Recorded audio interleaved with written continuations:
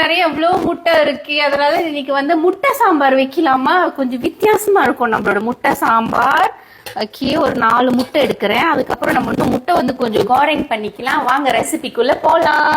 Okay, ஒரு வெங்காயம் வந்து குட்டி குட்டியா வெட்டியாச்சு. டொமேட்டோவும் ஒரு குட்டி டொமேட்டோ. ஸோ இந்த மாதிரி ஒரு சட்டி, அதுக்கப்புறம் பார்த்தீங்கன்னா சட்டியில் கொஞ்சம் எண்ணெய். நம்ம துமிஸ் பண்ணுறதுக்கு எவ்வளோ வேணுமோ அவ்வளோ எண்ணெய் போட வேண்டியதான்.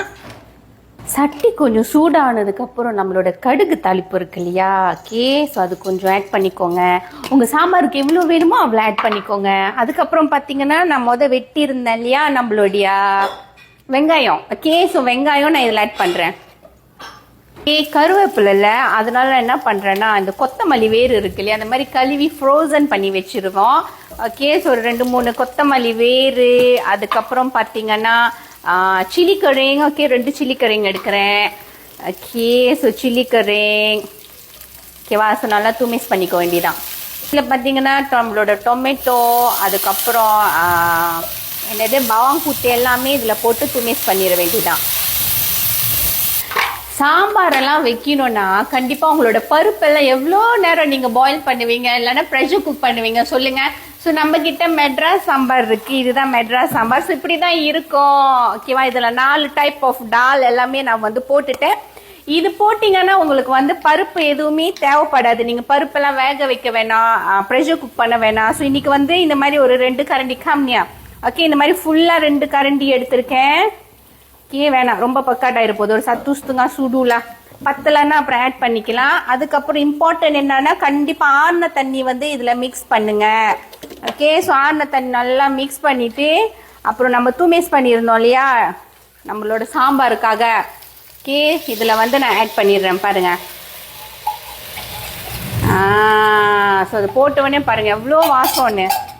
ஸோ வெரி ஈஸியாக நீங்கள் வந்து வேலை முடிஞ்சு வந்து சாம்பார் வைக்கலாம். ஆனால் இன்றைக்கி கொஞ்சம் வித்தியாசமாக இந்த சாம்பாரில் வந்து நான் ப்ரோட்டீனும் ஆட் பண்ணலான் இருக்கேன். அதனால அப்புறமா தொல்லூர் பொச்சா வந்து நான் இந்த சாம்பாரில் வந்து ஆட் பண்ண போகிறேன். எப்படி இருக்குன்ட்டு அப்புறமா நீங்கள் பார்க்கலாம். பார்த்தீங்கன்னா ஸோ பாயில் ஆக போகுது. இன்னும் பாயில் ஆகலை. பாயில் ஆனதுக்கப்புறம் பக்காட் ஆயிரும். ஸோ கிட்ட வாங்க. கொஞ்சமாக மஞ்சள் தூள், அந்த கலருக்கு ஏற்கனவே நம்ம வந்து அதில் மஞ்சள் தூள் வந்து ஆட் பண்ணியாச்சு. உங்களுக்கு பத்தலைன்னா நீங்கள் ஆட் பண்ணிக்கோங்க. கொஞ்சமாக சில்லி பவுடர், இதெல்லாமே கொஞ்சம் கலரை கொஞ்சம் பார்க்க நல்லா இருக்கும்னு சொல்லி நான் ஆட் பண்ணுறேன். பாருங்கள் அப்படியே பக்காட் ஆகுது. ஸோ நல்லா பாயில் பண்ணட்டும். ரொம்ப ஓவர் பக்காட்டாக இருந்துச்சுன்னா நம்ம தண்ணி ஆட் பண்ணலாம். பார்த்தீங்களா சத்துஸ்துங்க சூடுலேயே எவ்வளோ பக்காட் ஆயிருச்சுன்ட்டு. ஸோ நான் கொஞ்சம் ஆட் பண்ணுறேன். எனக்கு மேமாங் சாம்பார் பக்காட்டாக தான் வேணும். ஆனால் இது டூ திக்கா. ஒரு 5 நிமிஷம் கொதிக்க விட்டு அதுக்கப்புறம் உங்களுக்கு எவ்வளோ உப்பு வேணுமோ அவ்வளோ உப்பு, புளி. ஓகே, நான் கொஞ்சம் புளி வந்து இதில் ஆட் பண்ணுறேன். ஸோ என்னோடய பேஸ்ட்டு. ஓகே, பார்த்தீங்களா நம்மளோட சாம்பார். ஓகே, இதுக்குள்ளே நம்ம என்ன பண்ண போகிறோன்னா முட்டையை முட்டை எடுத்தோம் இல்லையா, அந்த முட்டையை வந்து உடச்சி இதில் போட போகிறோம். 4 முட்டை எடுத்திருக்கேன். இது ஃபர்ஸ்ட் முட்டை. இந்த மாதிரி ஒன்று ஒன்றா போடலாம். ஸோ கிட்ட வாங்க, நான் போடுறேன் பாருங்கள். ஓகே, நம்மளோட ஃபர்ஸ்ட் முட்டை அண்ட் தென் செகண்ட் முட்டை. ஓகே, ஸோ நான் இதுலேயே இந்த மாதிரி போடுறேன்னா முட்டை நல்லா இருக்கான்னு செக் பண்ணி தான் ஒன்று ஒன்றா போடுறோம். ஸோ 3வது முட்டை இது கூட சேர்த்து அப்புறமா நான் இன்னும் கொஞ்சம் முட்டை வந்து கோரேங்கும் பண்ணுவேன். ஓகே, ஸோ நீங்கள் கோரேங் போடுறதா இருந்தால் போடலாம். ரெபூஸ் தானே ரெபூஸ் கூட நீங்கள் ஆட் பண்ணலாம். ஸோ நான் வந்து இதில் தொல்லோ பொச்சா வந்து ஆட் பண்ணுறேன். ஸோ டோட்டல் 4 முட்டை.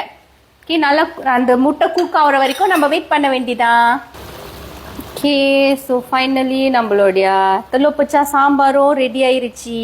கண்டிப்பாக இந்த ரெசிபி வந்து ட்ரை பண்ணுங்கள். அண்ட் நம்மளுடைய மெட்ராஸ் சாம்பார், மேடம்ஸோட மெட்ராஸ் சாம்பார் வந்து கீழே எல்லோ பேக்கில் போட்டிருக்கேன். யார் வந்து இந்த மாதிரி குயிக்காக சாம்பார் வைக்கணும்னு நினைக்கிறீங்களா, வேலை விட்டோ இல்லைன்னா வீட்டில் இருக்கிற மம்மிஸ் கூட நீங்கள் பார்த்தீங்கன்னா ரொம்ப பிஸியாக இருப்பீங்க. ஸோ உங்களுக்கெல்லாம் இந்த மாதிரி குயிக்காக சமைக்கணும்னா கண்டிப்பாக நம்மளுடைய மெட்ராஸ் சாம்பார் தான்.